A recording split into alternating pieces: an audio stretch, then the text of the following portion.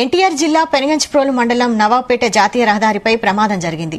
నిషేధిత cat fish తో విజయవాడ నుంచి హైదరాబాద్ వైపు వెళ్తున్న బొలెరో వాహనం ప్రమాదవశాత్తు బోల్తాపడింది.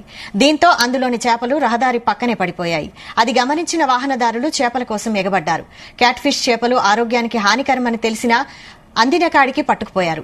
వ్యాన్ జాతీయ రహదారిపై పడిపోవడంతో ట్రాఫిక్ అంతరాయం ఏర్పడింది. సమాచారం తెలుసుకున్న పెనుగంచిప్రోలు పోలీసులు ఘటనా స్థలానికి చేరుకుని ట్రాఫిక్ ని క్లియర్ చేశారు.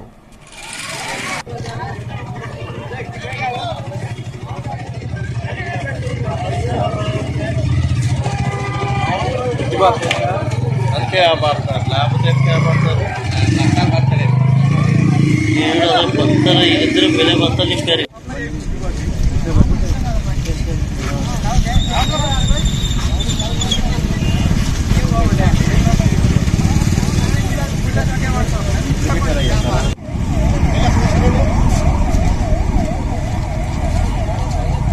జగ్గపేట వెళ్తారా?